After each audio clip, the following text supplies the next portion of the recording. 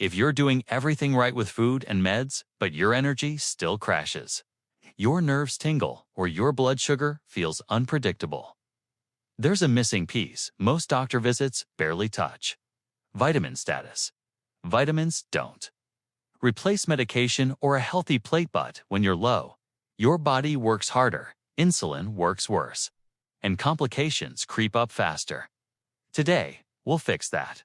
I'll show you the 4 vitamins that matter most for people managing diabetes, how to spot the red flags, the best foods to eat, and when supplements make sense.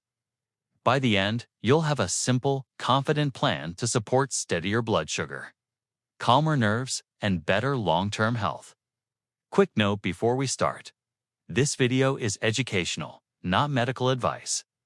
Always check your personal plan with your healthcare provider, especially if you're pregnant, on blood thinners, or managing kidney issues. Why vitamins matter more when you have diabetes. Long-term high glucose acts like sticky sugar in your system, irritates blood vessels, stresses nerves, and pushes inflammation up. That stress uses up key nutrients faster, especially those tied to insulin action, nerve protection, and antioxidant defense. Some meds and conditions also reduce absorption. When you restore these vitamins, 2 things happen: your metabolism gets more efficient, and your protective system's eyes, kidneys, nerves, heart get real back up. Think of it as upgrading your body's operating system so the rest of your routine actually pays off. Vitamin D, the insulin sensitivity and immune support MVP. Most adults in the US are long-door life. Sunscreen, darker skin tones, winter latitudes, and higher body fat all reduce vitamin D status. For people with diabetes, low D is linked with poorer insulin sensitivity, higher inflammation, more frequent infections, and worse mood and sleep, each of which nudges glucose in the wrong direction. How it helps: plain English, vitamin D is like a signal booster for your cells so they listen to insulin more effectively. It also calms chronic inflammation. Good news for your blood vessels, kidneys, and nerves. Red flags: you might be low energy, frequent colds, muscle aches, low mood, stubborn morning glucose. Best food sources, easy wins: fatty fish, salmon, sardines, mackerel a few times a week, fortified dairy or plant milks, and fortified yogurt. Egg yolks pair with veggies for a blood sugar-friendly breakfast. Smart supplement note: ask your provider for a blood test. 25O vitamin D. Common maintenance ranges are modest, often 1,000 to 2,000 IU/D3 daily. But your dose should be guided by your lab result, season, skin tone, and body weight. Recheck in approximately 3 months to confirm you're in a healthy range. Everyday habit cue: take vitamin D with your largest meal. Fat helps absorption, and get 10 to 20 minutes of midday sun when appropriate for your skin and climate. Vitamin B12, the nerve shield and energy spark. If you're on metformin, pay attention, it can reduce B12 absorption over time. Low B12 is a big driver of neuropathy symptoms: numbness, tingling, burning, brain fog, fatigue, and even mood shifts. You can do everything right and still feel lousy if B12 is running low.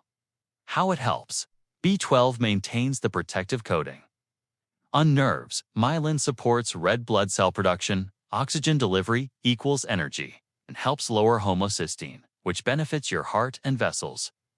Red flags: tingling or numbness in hands, feet, fatigue, pale skin, memory lapses. Low mood, especially if you've taken metformin for years. Best food sources: clams, mussels, oysters, salmon, trout, sardines. Eggs.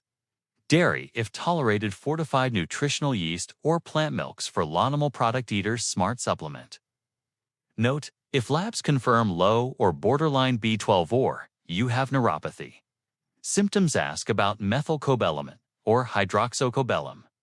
Sublingual forms can help when absorption is tricky. Your provider may recommend higher loading doses at first, then maintenance.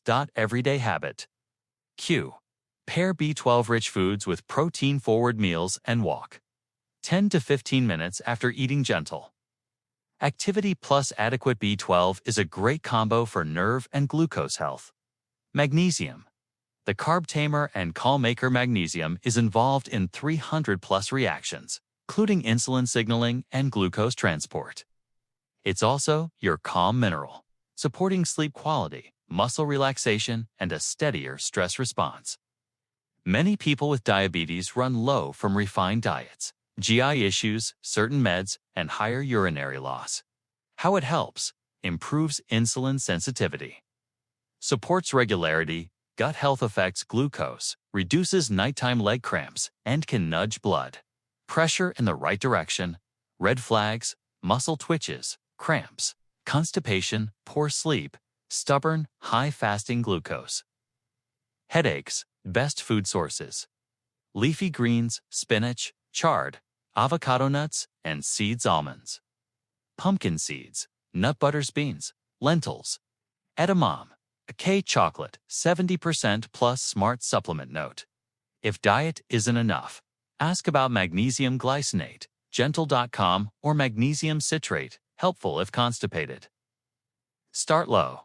Take in the evening if it makes you sleepy, and avoid if your provider has restricted magnesium due to kidney function. Everyday habit. Q. Build a green and crunch rule. Include a leafy green and a nut, seed, at one meal daily. Your numbers and sleep may thank you. Folate. Vitamin B9. The methylation workhorse folate supports DNA repair, red blood cell formation, homocysteine balance, and nerve health.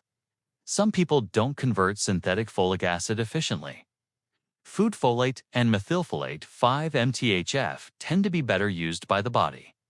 Folate status matters more if you're on metformin, have digestive issues, or rarely eat legumes.